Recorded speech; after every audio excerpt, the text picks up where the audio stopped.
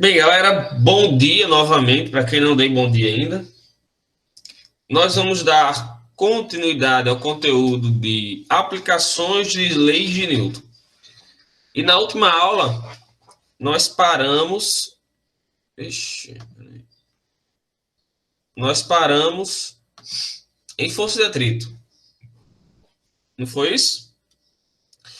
E aí eu estava dizendo a vocês que o que nós vemos no céu nada mais é, né, a estrela cadente que vocês veem, nada mais é do que um meteorito que passou próximo à atmosfera terrestre, atritou com a atmosfera terrestre e fez essa cauda aí, esse desenho, esse risco no céu, né? Cometas, eles têm cauda, tem cauda própria, né?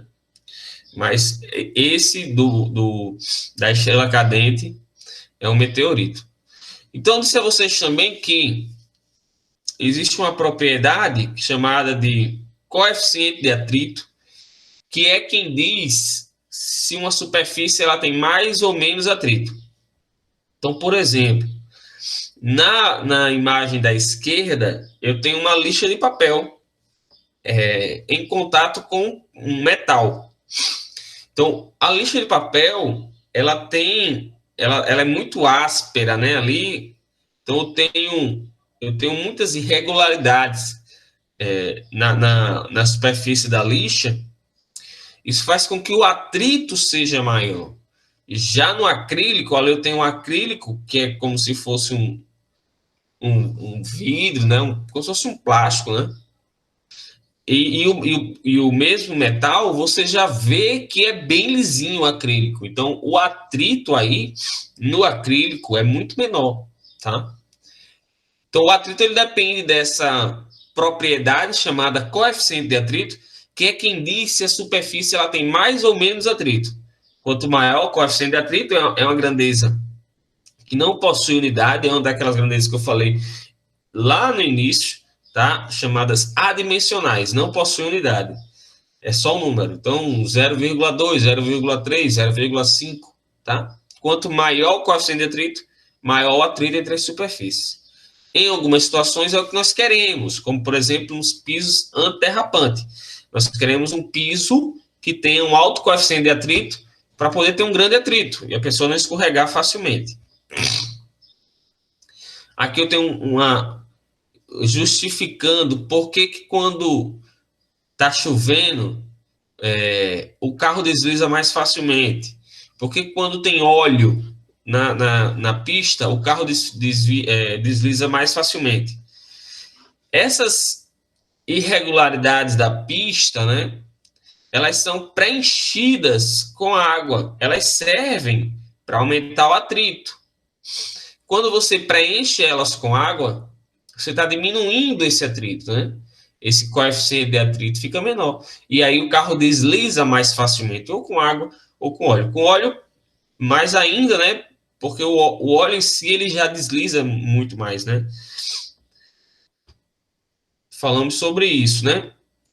Então, aqui um, eu tenho um pneu, né? De um carro.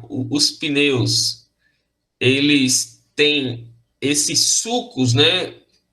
Para permitir que a água passe por eles também, né?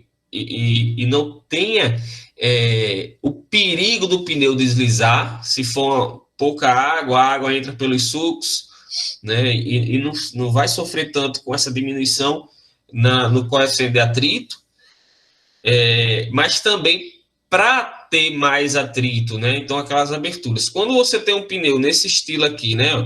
Onde você nem tem mais os sulcos, né? Onde a galera diz, rapaz, tá lixando para pintar, Então, esse pneu aqui, ele tem um atrito baixíssimo. Para poder, qual o perigo disso?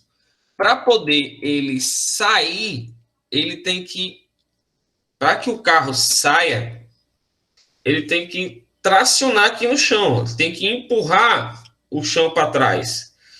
Mas quando o pneu tá liso desse jeito, ele não vai conseguir tracionar. Mesma coisa para parar. Na hora que ele for parar, o carro ele precisa atritar com o chão para reduzir essa velocidade. Ele vai freando e reduzindo essa velocidade. Quando você tem um pneu nesse estilo aí, você não tem tanto atrito. Então você vai pisar no freio, mas o atrito que vai responder não vai ser o mesmo que responderia com um pneu novo, ou pelo menos um pneu normal, que nem normal é. Então o atrito é muito pequeno e o risco de uma colisão é muito maior. Para ter um acidente é altíssimo a chance. Então esse atrito, nós vamos dividir o atrito em atrito cinético e em atrito estático. Qual é a diferença entre eles, né? O atrito cinético também é chamado de atrito dinâmico. Ele ocorre quando entre as duas superfícies você tiver um deslizamento. Preste atenção. Os corpos deslizaram, é um atrito cinético. Os corpos não deslizaram, não arrastou, não deslizou, é um atrito estático. A equação é a mesma, tá certo? Força de atrito igual a coeficiente de atrito vezes normal. Lembrando que o coeficiente de atrito depende da superfície, tá? E agora a gente vai ver que esse coeficiente de atrito, ele vai depender se esse atrito ele é um atrito cinético ou se é um atrito estático. Sim, e normal porque é uma força de contato, tá? Lembrando que na maioria dos casos, a normal vai ser igual ao peso. Elas não se anulam porque são de naturezas diferentes, né? Uma não é reação da outra. Desculpa, elas se anulam, mas não é porque elas são a pares de ação e reação, tá? Elas se anulam porque elas têm o mesmo valor. Então, se um carro ele vai parar e aconteceu alguma coisa na frente e o cara pisa no freio. Na hora que ele pisa no freio, os pneus eles travam e arrastam. Na hora que você arrastou os pneus, aquele atrito que está atuando ali, nota que ele está deslizando, é um atrito cinético. Tem gente que anda, parece que está patinando, né? Empurrando os pés, deslizando. Ali eu tenho um atrito cinético, né? Dá até agonia você ver alguém andando, deslizando os pés. Então, ali é um atrito cinético. A chance de você escorregar é grande. Por quê? Porque o atrito cinético ele é menor do que o atrito estático. O atrito estático ele ocorre quando as superfícies não deslizam. Quando não deslizam. Exemplo, um carro, você está freando, mas não está arrastando a roda. Você não pisou no freio até as rodas travarem e arrastarem. Ali eu tenho um atrito estático. E o atrito estático ele é maior, o valor do coeficiente de atrito, ele é maior do que o atrito cinético, tá? Já que eu não tenho esse corpo sendo arrastado. Quando você anda, normalmente, o atrito que está atuando nos seus pés ali no chão é um atrito estático, não há deslizamento. No atrito estático, o valor do atrito estático, ele varia até um valor máximo. Como assim, professor? O atrito cinético é um valor que a gente já tem. O atrito estático, ele pode variar, tá? Como assim? Eu tenho um bloquinho aqui parado. Eu estou tentando empurrar ele aqui, ó, com a força de 10 newtons. Mas ele não está saindo do canto. Por que ele não está saindo do canto? Porque o atrito que está atuando aqui, ó, está anulando essa minha força. Mas esse atrito aqui, ele está sendo de quanto? Se eu estou fazendo uma força de 10 newtons e esse bloquinho não está saindo do canto, é porque o atrito está anulando a minha força. Com quanto? Com 10 newtons. Preste atenção numa coisa aqui, tá, galera? Essa força de atrito, ela nunca pode ser maior do que a minha força. Nunca. Por que, professor? Essa força de atrito nunca pode ser maior do que a minha. Porque se eu disser, preste atenção, tá? Se eu disser que eu estou fazendo uma força aqui de 10 newtons e o atrito está respondendo com 15, de acordo com aquela operação de vetores, a força resultante vai ser para onde? Para trás. Então, esse objeto, ele começaria a se mover sozinho para trás. Imagina, eu empurrando ele para frente e ele se movendo para trás. Não tem lógica isso, né? Então, essa força, ela nunca pode ser maior do que a força que eu aplico, tá? Sempre no máximo igual. Então, se eu estou fazendo 10 newtons e ele não se moveu, é porque ele está respondendo com 10. Aí eu vou aumentar. Agora eu vou começar a fazer 15 newtons de força. E ele não está se movendo. Então, quanto é que vale a força de atrito? 15 newtons. Ele está anulando a minha força, tá? E dessa força ela vai aumentando até um limite que nós chamamos de atrito estático máximo, que é quando o corpo está na iminência de escorregar. Ele está querendo escorregar. E aí, por exemplo, deixa eu ver aqui. Se eu tenho aqui uma superfície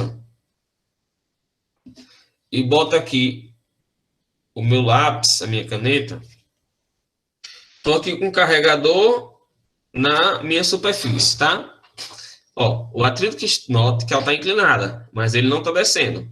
Então, é porque está respondendo aqui um atrito estático, que está impedindo que ela deslize. Olha, percebam, estou inclinando, ele não está virando. Vai chegar uma hora que ele vai descer. Então, ó, aqui, ó, parou de atuar atrito estático e passou a atuar atrito cinético. Então, o atrito estático, ele conseguiu segurar esse carregador até um limite aqui, ó. Olha, até um atrito estático máximo. Quando eu virei mais um pouquinho, esse atrito deixou de ser estático, passou a ser cinético. E aí o objeto começou a se mover, tá? Como eu havia dito, ó, na tentativa de tirar um corpo do repouso, como esses exemplos aqui em cima que eu dei, ó, a força de atrito estático é sempre igual à força aplicada, até um ponto onde eu vou fazer mais força do que ele, e aí esse atrito estático passa a virar atrito cinético. Tudo bem? Ele tem sempre um valor maior do que o atrito cinético, e a equação é a mesma, tá? Só que aqui eu estou chamando de atrito estático, e não mais de atrito cinético. Dúvidas até aqui? Vem até aqui? Essa diferença. Então, aqui, ó, eu vou colocar essa geladeira em movimento. Eu empurro a geladeira. A força que eu faço, a geladeira responde no chão uma força de atrito igual. Eu estou tentando empurrar, e ela não está saindo do canto. Então, a força que eu faço está sendo igual à força de atrito. A força que eu estou fazendo está sendo igual à força de atrito. Aumentei a força. Estou fazendo mais força. O atrito está respondendo com mais força. E o objeto não está se movendo. Cheguei aqui, ó, no limite da força de atrito. Estou fazendo uma força e ela já está segurando. Fiz um pouquinho mais de força. Aí eu consegui tirar essa geladeira do lugar. Deixou de ser atrito estático e virou agora, ó, atrito cinético. Então, o atrito estático ele atingiu um limite bem grande e depois esse atrito caiu e passou a ser atrito cinético. E aí o atrito cinético ele é o mesmo valor, tá? Ele é um valor constante. vou continuar fazendo força e o atrito lá vai atuando com o mesmo valor, um atrito cinético, já que agora está deslizando. E aí, nisso, não. Estático é quando o corpo não desliza. Por exemplo, vou falar agora. Um carro, ele está rodando, o atrito que está atuando entre ele e o chão é um atrito estático, porque não está deslizando. O pneu não está deslizando. Quando você está andando, sem ficar arrastando, como se estivesse patinando, normal, andando normal. O atrito entre seus pés e o chão é um atrito estático. Então, aqui eu tenho uma importância do atrito para parar o carro nos freios, né? Os carros, alguns ainda utilizam, né? Antes usavam só o freio tambor ou o freio a disco normal, né? Qual é a diferença entre eles? O freio de um carro, tá aqui a roda do carro, tá aqui o,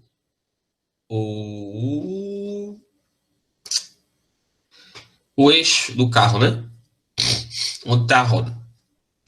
Então, aqui dentro, eu tinha pastilhas por dentro, que quando você pisava no freio, essas pastilhas, isso é o freio a tambor. Tá aqui o eixo, né? A roda, tá aqui o eixo. Na hora que você pisa no freio, essas pastilhas, elas comprimem essa roda aqui por dentro, esse eixo aqui por dentro, e vão, apertam, né, o eixo por dentro, e vão freando o carro, tá? Vão reduzindo essa velocidade. No freio a disco, eu tenho a roda,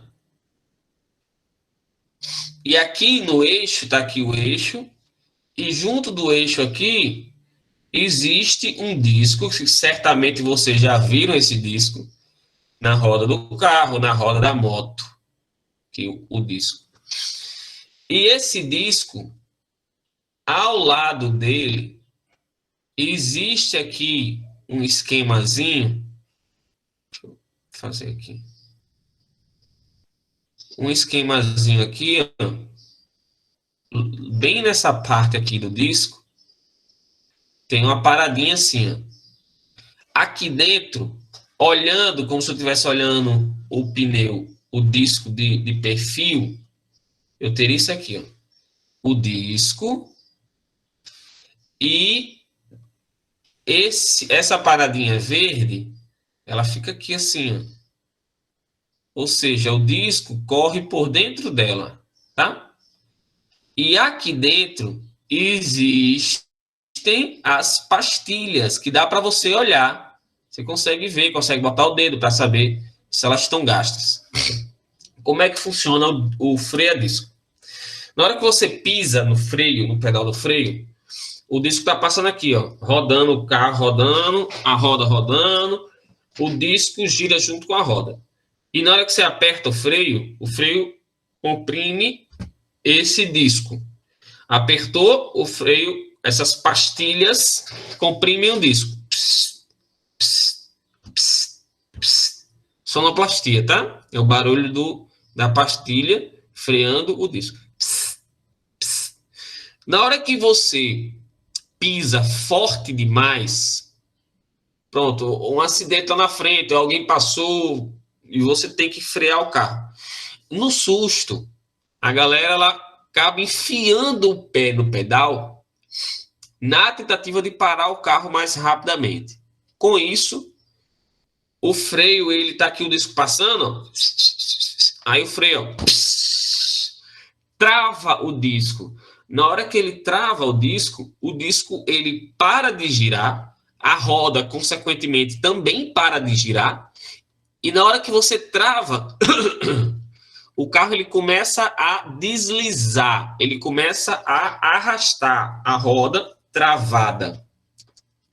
Isso é um problema, porque você não consegue mais virar a direção. se você virar a direção, se você tirar o pé do freio, ela solta, tá? Ela destrava. Mas no susto, o cara vai ficar pisando lá no freio. Se você tentar girar a direção, o pneu ele vai virar, mas como ele está travado, o carro capota. Então, você não pode virar o volante. O carro, ele está com as rodas travadas, está atuando ali um atrito cinético que é menor do que o atrito estático. Então, o cara acha que está freando mais, só que, na verdade, ele está freando menos. Ele tá usando um atrito cinético, o que vai dificultar esse carro para parar. E aí o carro sai arrastando e deixando aquela marca de pneu. Então, qual seria o correto nessas situações? Pois é, Breno, eu gosto muito de botar isso na prática, sabe, cara? Para poder vocês verem como é que o negócio funciona, né? O correto seria você frear. Todo mundo que anda, que dirige carro há um certo tempo, sabe a hora que essas rodas vão travar. Então, o correto é você pisar até aquele limite ali onde você sabe que a roda vai travar e aí você tira o pé. Porque, um pouco, né? Porque você está usando o atrito estático máximo. Só que aí você não aperta mais, você libera um pouquinho para poder ele ficar trabalhando ali, naquele atrito estático máximo, ou pelo menos perto daquilo. Isso vai fazer com que o carro pare muito mais rapidamente. E isso é importante, porque isso dá uma diferença considerável. Dependendo da velocidade com que você está, você pode ter uma diferença de metros, né, para parar esse carro. E isso pode salvar uma vida. Tá? Como é que atua o atrito? Não, você... Agora eu vou para a parte boa, tá? E aí desenvolver o atrito, o freio ABS. E aí, a maioria dos carros novos hoje, né, eles foram obrigados a saírem de fábrica de uns anos para cá com o sistema ABS, né, porque é um sistema mais seguro. Como é que funciona o ABS? É com o disco, tá aqui passando o disco, só que na hora que você pisar, você pode enfiar, e aí eu tenho ABS nos carros e nas motos, mas o da moto não precisa ser ABS, pode ser outro sistema, que eu esqueci o nome agora. Na hora que você pisa no freio, essas pastilhas, elas não vão, se você pisar com força, elas não vão travar o disco. Elas vão fazer isso aqui, ó, tá aqui passando o disco, as pastilhas vão apertar, e quando chega no limite para travar, elas soltam e apertam, e soltam e apertam, e soltam e apertam. Então elas ficam sempre ali, ó, trabalhando naquele atrito estático máximo, que nem o da geladeira. Quando estava perto de escorregar, eles soltam. E aí aperta de novo, solta, para ficar sempre trabalhando no maior valor do atrito estático possível. Então você vê aqui nesse gráfico, o atrito ele vai até o limite de atrito estático máximo. Aí os discos, as pastilhas soltam o disco e comprimem de novo até o estático máximo, mas soltam o disco e comprimem de novo até o atrito estático máximo. Então, esse sistema ABS, ele impede que as rodas travem. E aí você pode enfiar o pé no freio, que as rodas não vão travar, vai atuar o atrito estático, o que faz com que o carro pare mais rápido, muito mais rapidamente, até 1 metro, às vezes, evita uma colisão. Então, isso é bom.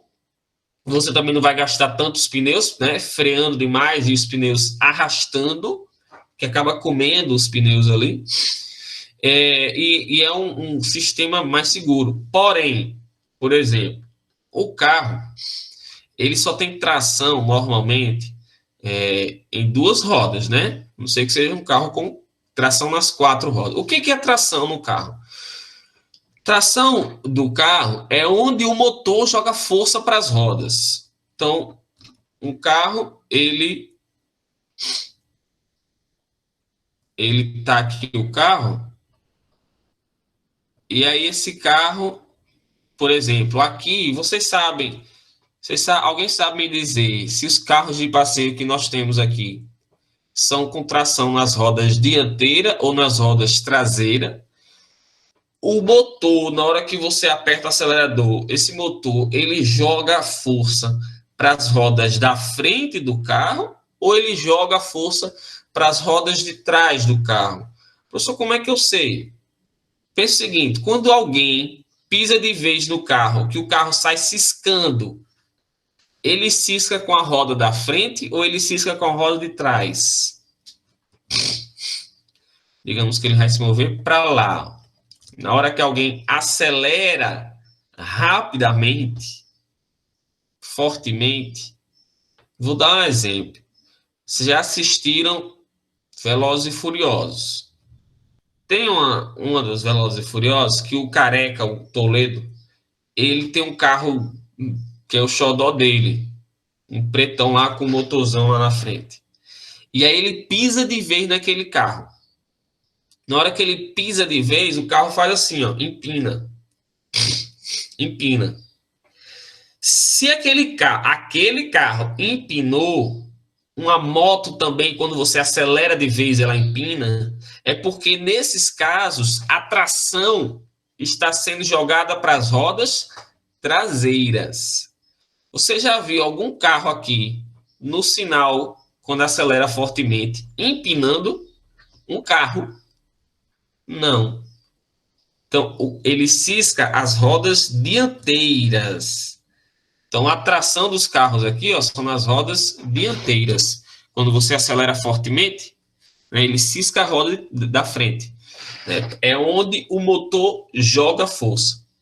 Um motor 4x4, ele joga força nas 4 rodas. Quando acionado, ele joga força para as 4 rodas. Isso faz com que o carro saia mais facilmente. Mas para que eu estou falando isso? Se aqui eu utilizo um carro com tração nas rodas dianteiras, quando eu freio de vez e eu uso um sistema de ABS, ele é usado na roda de tração, no caso nas rodas dianteiras. O de trás não, o de trás ele tem o freio tambor, ele não usa o sistema ABS. Então, se você pisa de vez, aí pronto, como aconteceu comigo, um amigo meu já falou, Raoni, meu carro tem ABS, mas eu pisei no freio e eu escutei a roda arrastando. E aconteceu, fui testar. Eu disse, não, mas não foi a roda do ABS, foi as outras 2 rodas. Porque a roda do ABS ela não vai travar. Mas as outras 2 rodas, na hora que você freia e consegue frear muito bem as rodas da frente, as rodas de trás, elas não conseguem frear com a mesma facilidade. Elas não vão parar no mesmo tempo. Então elas podem acabar sendo arrastadas por conta que elas não conseguiram frear no mesmo intervalo de tempo das rodas dianteiras. Isso é fantástico. Professor, se o carro tiver um aerofólio não planejado para a aerodinâmica determinada do carro, ele pode fazer o carro capotar? Ele pode desestabilizar o carro. Pode sim. Porque todo aerofólio, toda coisa que você mexe no carro, se o cara lança um modelo novo e tem uma coisinha nova, aquilo foi pensado inicialmente, né? Em laboratório, com túnel de vento. E aí o túnel de vento. E aí o túnel de vento ele vai adequar, por exemplo, um aerofólio. Se ele vai colocar, ele vai adequar o aerofólio para poder correr legal naquele túnel de vento. Se você bota um aerofólio aleatoriamente no carro, às vezes ele pode não estar fazendo nada. Ele pode estar ali só de enfeite. Tá? Que eu vou falar sobre o aerofólio lá na frente. Aqui eu quero que vocês entendam o freio ABS. Ficou claro? A diferença entre o freio normal e o freio ABS é que o ABS utiliza o atrito estático, né? Impede que as rodas travem. Então tá aqui, ó. Sem o ABS, né? Ó, o carro ele vai frear até um atrito máximo e depois ele vai travar e vai virar atrito cinético, que vai começar a arrastar. Dúvidas até aqui?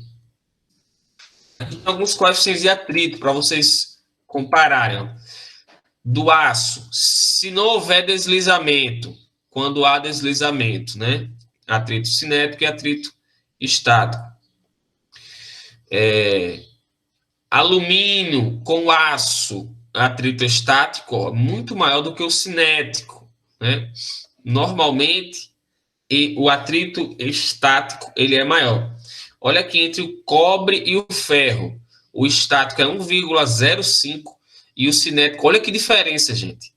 Olha que diferença, mais de 3 vezes maior o atrito estático. Então, daí vocês tiram como é importante, né? Um freio ABS, né? Faz muita diferença. Eu posso ter eles sendo iguais, ó, mas o cinético nunca é maior do que o estático, tá? Tranquilo, galera? Beleza, Ana. Muito importante, viu, isso do ABS. Muito, muito, muito, muito mesmo.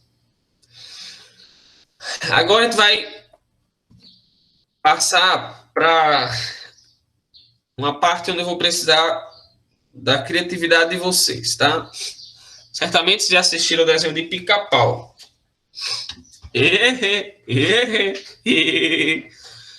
No desenho de Pica-Pau, a gente vai fazer o seguinte: eu quero que vocês imaginem algumas cenas.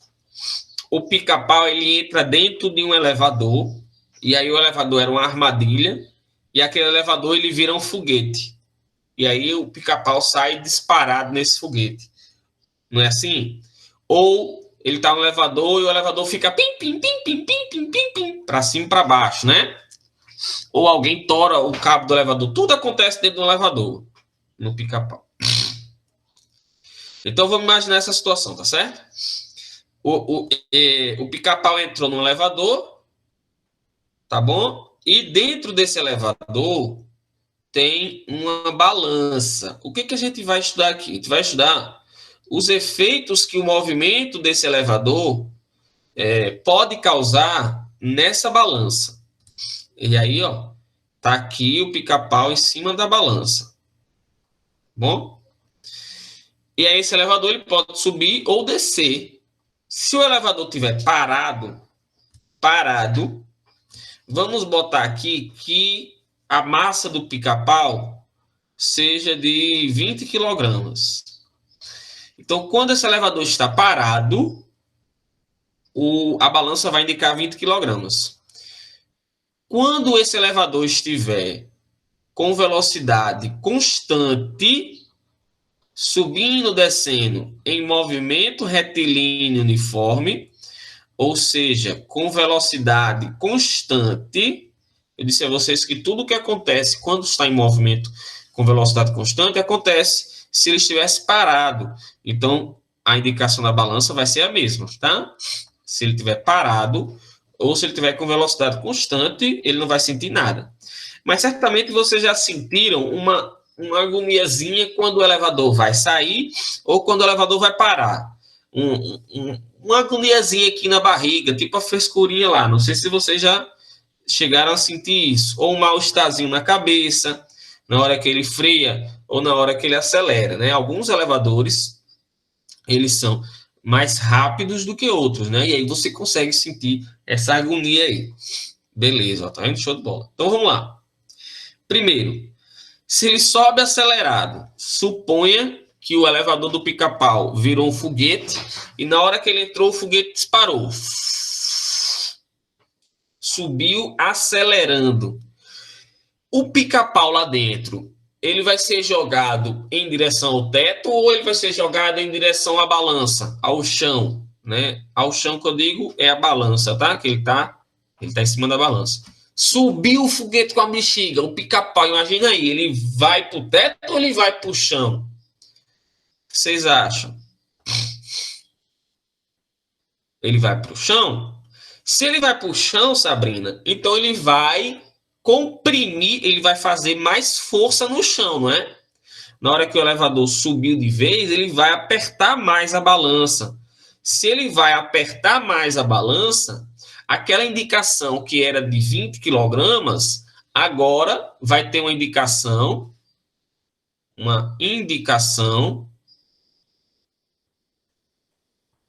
maior do que do que 20 quilogramas, não é? Muito mais do que 20 quilogramas. Tá. Se ele tá... Você imagina um foguete quando é lançado. Ele sai com uma aceleração tão grande que os astronautas que estão aqui assim, ó, eles sentem sendo jogados para trás, né? Assim, sabe quando um carro acelera de vez e você faz assim, ó, ou uma moto acelerou de vez e você não é jogada para trás? Imagina que você está agora assim, acelerou de vez, você é jogado para trás. Só que o para trás aqui é no chão. Você está em repouso e o seu corpo quer permanecer em repouso. Quando o elevador acelera de vez, você acaba pressionando mais a balança. A indicação aumenta, tá? A outra, quando você está descendo retardado. Como assim? Imagina agora, como no Pica-Pau também, o elevador desceu de vez, de repente parou. Imagina, desceu, parou. Desceu, parou. Tá? Descendo, parou de vez. O Pica-Pau está em movimento, tende a permanecer em movimento. Então, na hora que o elevador para de vez, ele quer continuar descendo. Ele vai comprimir o chão ou ele vai comprimir o teto? Desceu, parou de vez. O Pica-Pau agora vai comprimir o chão ou ele vai comprimir o teto?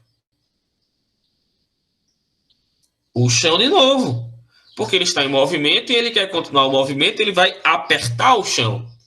Ou seja, vai apertar a balança, e como a balança indica uma força de contato, que é a normal, a indicação da balança também vai aumentar. Então, vai mostrar mais do que 20 quilogramas. Como é que distribui as forças aqui? Existe uma força de tração que está puxando o elevador para cima, e para baixo existe a força peso. Não é assim? Tração para cima e peso do elevador para baixo. Se ele está subindo acelerado, é porque a força que está puxando para cima é maior do que a força que está puxando para baixo.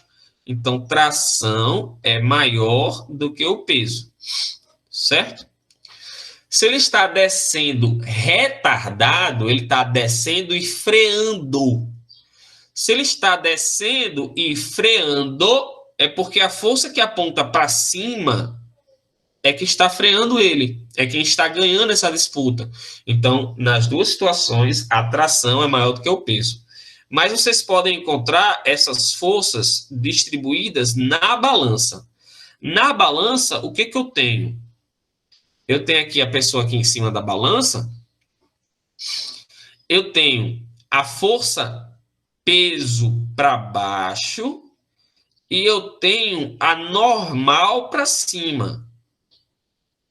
Quando ele está descendo acelerado ou subindo acelerado ou descendo retardado, é porque a indicação, de acordo com tudo isso que eu acabei de falar, a indicação do peso, desculpa, a indicação da balança é maior do que a normal, logo, maior do que o normal, né? Se ele tivesse parado. Logo, ele está fazendo uma força maior na balança. E qual o nome dessa força? Normal. Então, normal é maior do que o peso. Note que aqui a normal está para cima, assim como a tração. Então, tanto vocês podem encontrar que tração é maior do que o peso, está correto, né? Porque estou fazendo mais força para cima. Ou que normal é maior do que o peso, está correto, porque a indicação da balança aumentou, né? Pode encontrar isso daqui. Agora, o elevador tá lá, o Pica-Pau tá lá dentro e o elevador subiu retardado. Preste atenção. Subiu. O elevador tá aqui o Pica-Pau. O elevador está subindo retardado. Seria o seguinte: subiu e aí ele parou. Pronto, imagina aí. Subiu, o elevador parou. Subiu, o elevador parou. O Pica-Pau vai para onde? Se o elevador subiu de cacete, parou. Na hora que o elevador para, o pica-pau ele vai para onde? Vai em direção ao teto ou ele vai em direção ao chão? Subiu, parou de vez. Princípio da inércia. Um corpo está em movimento, ele tende a permanecer em movimento. Se o elevador parou, o pica-pau é jogado para onde? Para o teto ou para o chão, galera?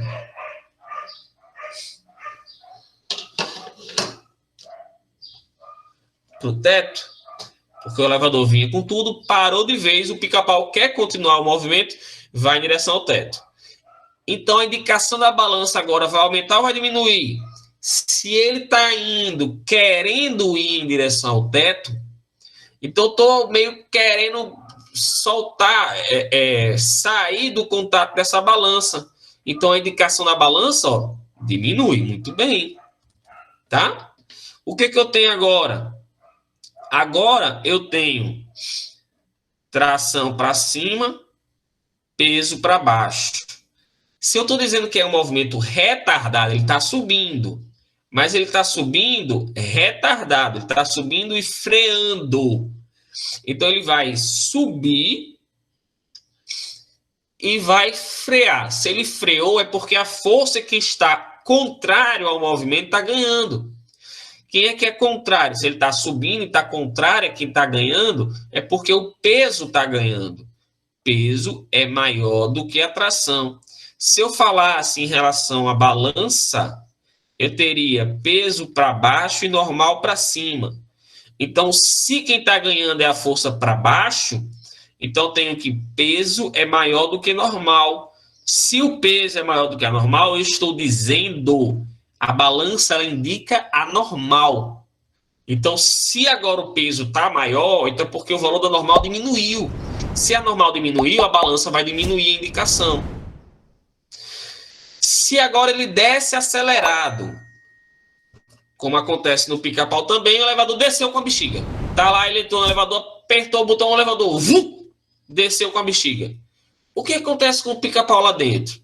Ele vai em direção ao chão ou ele vai em direção ao teto? Despencou de vez. Princípio da inércia. Eu estou parado e quero continuar parado.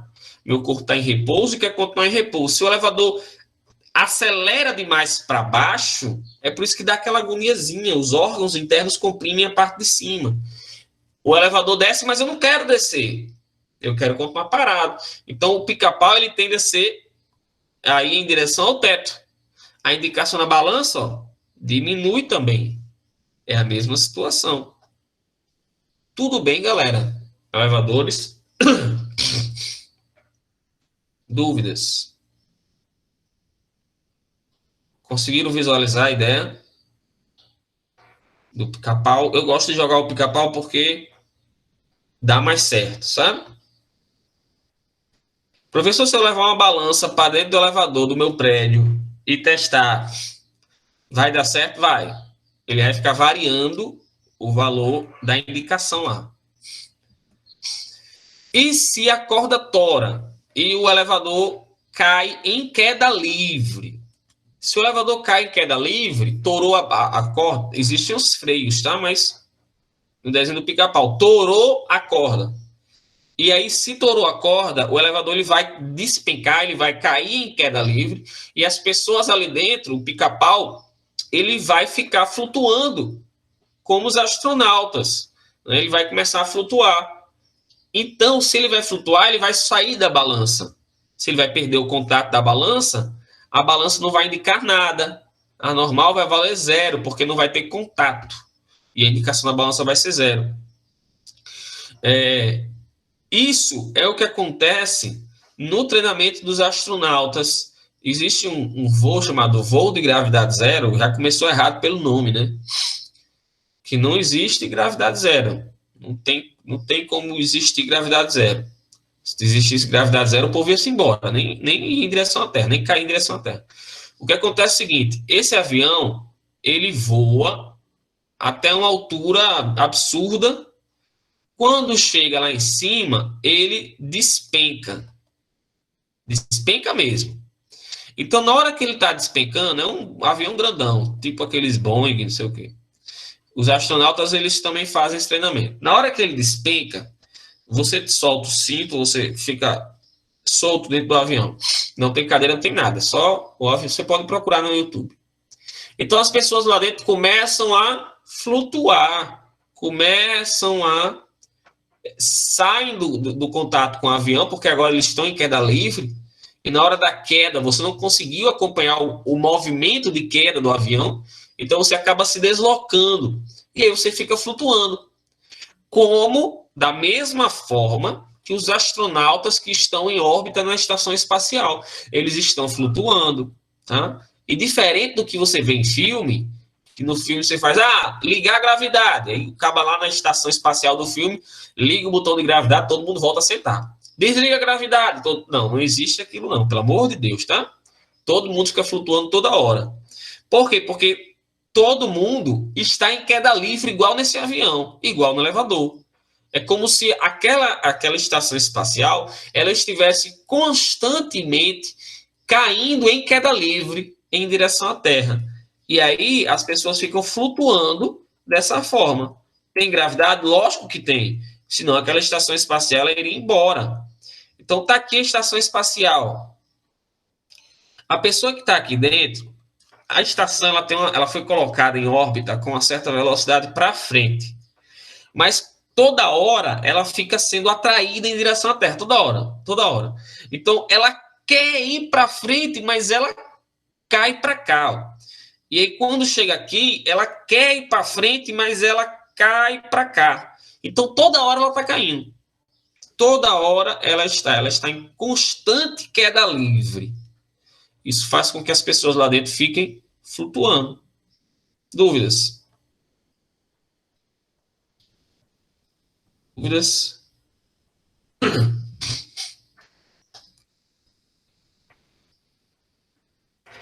Aqui eu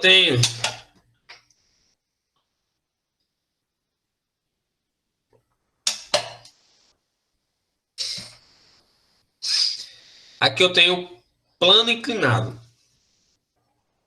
O plano inclinado é uma rampa onde a gente coloca um bloquinho para deslizar. Esse plano inclinado ele é importante na construção de uma rampa propriamente dita. Se você tem uma certa elevação batente aqui, ó, e você quer construir uma rampa para, por exemplo, os cadeirantes subirem nesse batente de 20 centímetros. Não sei se vocês já começaram a... Chega uma hora que você começa a prestar atenção nisso. Nas rampas que são construídas em diversos locais. Tem algumas que beiram o ridículo, você dizer, pô, não acredito que esses caras construíram essa rampa para um cadeirante. É o quê? Esse cara faz radical? Ele vai... Bota o capacete, desce de cacete lá, faz as manobras radicais com a sua cadeira, né? Então você sabe, por exemplo, que não adianta você chegar aqui e construir uma rampa assim, não. Não dá. Você tem que construir uma certa rampa com certo comprimento. Então, tudo isso daqui influencia. Isso aqui é um plano inclinado. Eu vou considerar alguém ou alguma coisa aqui em cima e vou ver as forças que estão atuando. E aí eu consigo saber se a força de atrito que atua aqui vai conseguir segurar esse objeto. Né? Se eu tenho alguém tentando subir, ou a pé mesmo, né? Com chuva, quando estiver molhado, eu tenho que saber se a força de atrito vai ser capaz de suportar esse objeto aí. Então, isso aqui, um plano inclinado, é muito importante na construção de muitas coisas, né? E aí, no plano inclinado, a gente tem uma decomposição de forças que eu falei para vocês quando eu falei de vetores. O que acontece? Se eu tenho um objeto aqui na horizontal, eu tenho uma força-peso para baixo e uma força normal para cima. Que eu escrevi aí, esse Fn. Se esse objeto, essa força-peso, ela é sempre vertical, sempre vertical, tá? Sempre assim. Se o objeto está inclinado, a força-peso ela continua sendo na vertical. Porém, a minha normal agora ela está inclinada porque ela é sempre perpendicular à superfície. Tá? Aqui é normal, ó, perpendicular à superfície. Note que aqui eu digo que a normal é igual ao peso, eles se anulam e o objeto permanece parado. Nesse exemplo do plano inclinado, não tem como essas forças se anularem, porque elas não são iguais e opostas, né? Elas têm direção, elas estão em direções opostas. Então, eu não consigo anulá-las. O que eu tenho que fazer? Eu tenho que pegar esse P e decompor ele, transformar ele em um P que vai...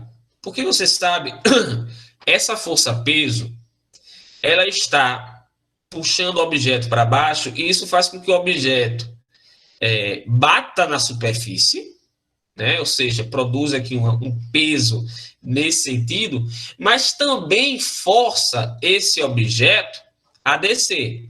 Mas esse objeto, ele não desce na vertical aqui em linha reta. Ele desce seguindo o plano, né? Então, eu estou decompondo essa força-peso em um peso que vai comprimir aqui o bloco, que vai ser contrário à força normal, e em um peso que puxa esse bloco para baixo.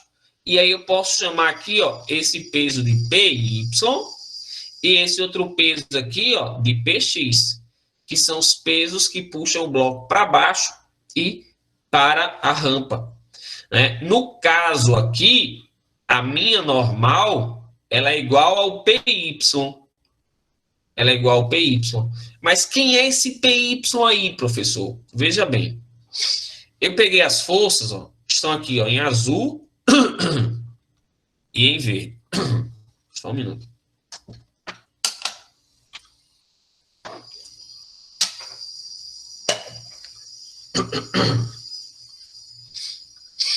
Então, eu peguei esse PX, ó. Se você pegar, lembrar das regras que eu passei lá no início, eu pego, fecho a figura, e esse aqui seria o meu vetor resultante. Meu peso é o meu vetor resultante. Esse PX aqui, ó, eu fechei a figura geométrica, esse retângulo, então esse lado aqui também é PX, ó. Isso aqui também é PX, ó. Beleza? Tá aqui um PX pequenininho. Aqui eu tenho um ângulo de 90 graus.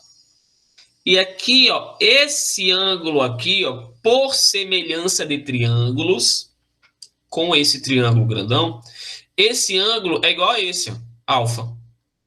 Então, se eu souber quanto é esse ângulo aqui, eu sei quanto é esse ângulo aqui.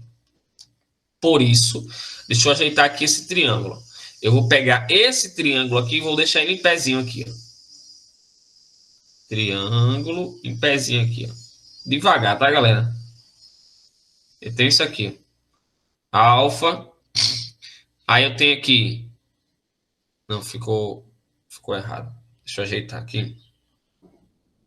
Pronto. Agora sim. Eu tenho aqui, ó, alfa. Esse aqui é o meu PX. Esse aqui é o PY. Certo? E esse aqui é o P. Peguei esse triângulo que estava assim e coloquei ele assim, para ficar retinho. Então, o meu PX é o ângulo oposto, melhor, é o cateto oposto ao ângulo. O PY é o que está embaixo do ângulo. E o PX é a hipotenusa. Então, eu posso usar aquelas regrinhas de seno e cosseno. Seno de alfa é igual ao cateto oposto sobre hipotenusa, P. Para que isso, professor? Eu disse que sempre que eu tiver o ângulo e um dos lados, para descobrir o outro lado, eu uso esses caras, ó. Então, se eu quiser calcular quanto é Px, é P seno de alfa, caso necessite.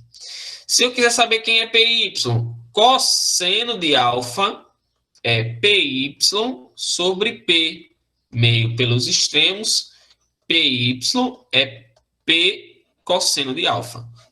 Então, isso daqui, caso eu precise descobrir quanto é a força. Quanto vale a força normal? Normal é igual a PY. E quem é PY? P cosseno.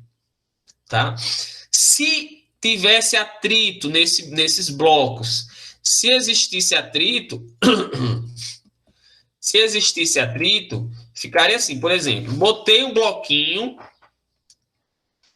aqui, ó, e o bloquinho não desceu. Aí eu pergunto, quais são as forças que estão atuando e que impediram desse bloquinho descer? Aí você vai dizer, professor, tem uma força que está puxando ele para baixo aqui, ó. Tem uma força que ele aperta aqui e tem uma força que responde aqui em cima. Professor, se tem uma força que puxa ele para baixo, mas ele não está descendo, é porque então tem uma força para cima impedindo que ele desça e se anulando com essa força para baixo. Quem são essas forças então, professor? Aqui para cima eu sei que é a normal, aqui apertando o chão aqui, ó, eu sei que é a minha PY. Quem puxa ele para baixo é o meu PX, mas tem alguém que está anulando esse PX, que é quem? Força de atrito. Beleza? A força de atrito aqui é igual ao PX. Tá bom? E está impedindo. A força de atrito ela é sempre contrária ao movimento. Se esse bloco está querendo descer, então a força de atrito ela é para cima. Tá bom? E aí eu teria o objeto em repouso. Se o PX for maior do que a força de atrito, aí ele desce. Mas se forem iguais, ele permanece parado. Dúvidas? Perguntas?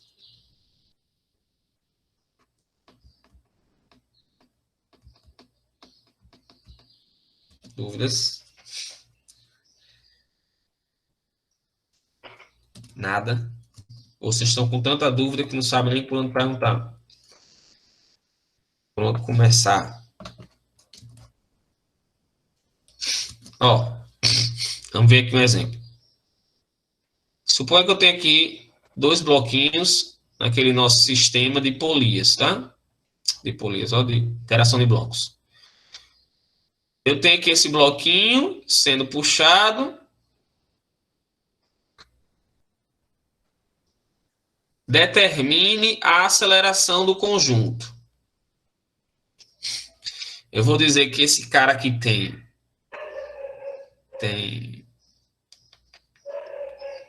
5 quilogramas. Vou botar um ângulo aqui de 30 graus. E eu vou dizer que esse bloquinho também tem 5. Esse aqui. 5 quilogramas também. Se são 2 bloquinhos de 5, professor, se é 5 e 5, eles vão se anular, não vão? Mas veja bem, um deles está inclinado. Então vamos ver aqui, tá bom? Quais são as forças? Primeiro vamos distribuir as forças. Quais são as forças que estão atuando? Nesse segundo bloquinho, eu tenho peso do bloco B, bloco A e B, tá? E aqui eu tenho tração. No primeiro bloquinho, bloco A, eu tenho aqui tração. Vamos dizer que não existe atrito, tá? Eu tenho aqui, ó, normal. Eu tenho aqui PY. E para baixo aqui, ó, eu tenho PX. Esse cara se anula com esse. Então, só sobra para mim esses dois aqui, tá bom? Até aqui, tudo bem? Distribuição de forças. Professor, professor, você está escutando? Ou sim, irmão. Eu não entendi esse PX, PY, eu fiquei confusa. Vamos ver o seguinte.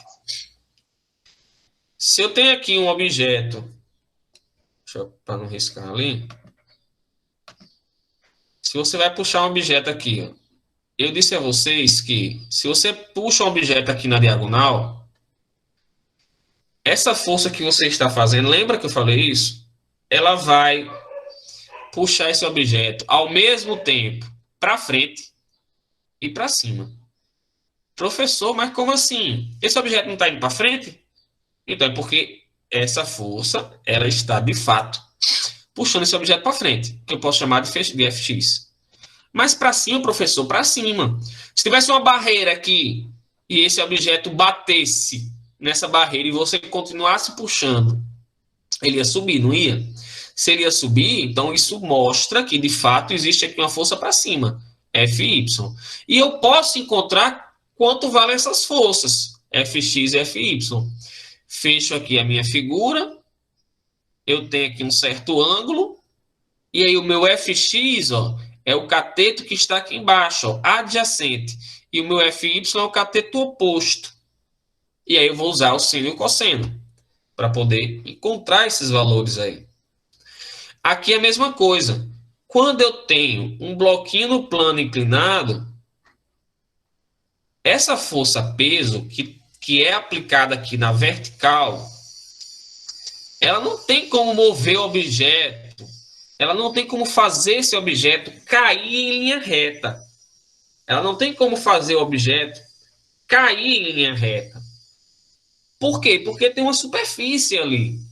Então, essa força que está querendo que o objeto caia em linha reta, na verdade, vai conseguir fazer com que ele desça a rampa e com que ele aperte a rampa. Então, eu acabo decompondo essa força P em forças responsáveis por fazer isso. Igual o bloquinho quando você puxa na diagonal que você está fazendo isso. Compreende, Maria Clara, né? Tá.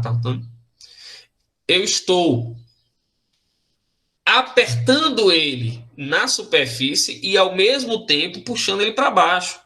E aí eu preciso saber quem são esses caras que estão fazendo isso. Por isso que eu uso seno e cosseno, para saber quanto vale essas forças. Professor, mas por que eu uso seno e cosseno? Porque provavelmente eu sei quanto é o peso e eu sei quanto é o ângulo. Então, se eu sei o peso e o ângulo, para descobrir o outro lado, eu tenho que usar seno e cosseno. Então, eu viria para cá, bem rapidinho. Eu tenho forças do bloquinho A, né? Ó, força igual a massa vezes aceleração. Para o bloquinho A, eu teria tração, ele com certeza vai subir aqui, ó. Então, tração que está oposto ao Px, igual MA vezes aceleração.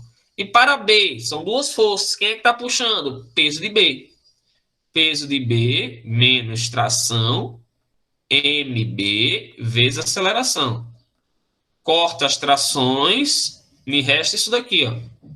PB menos PX igual MA mais MB vezes aceleração. Tranquilo até aqui? Peso de B, 5 vezes 10, 50. PX, eu já mostrei antes, então não vou mostrar de novo. É peso cosseno de 30. Vamos fazer o seguinte, desculpa, seno de 30. Seno de 30. Eu vou dar logo o valor do seno, porque a gente já comentei isso com vocês anteriormente. Então fica peso, que é 50, o peso normal, vezes seno de 30, que é 1 meio. Isso aqui, ó, dá 25. Então aqui, ó, menos 25. Massa de A mais massa de B, 10 vezes A. 25 é igual a 10.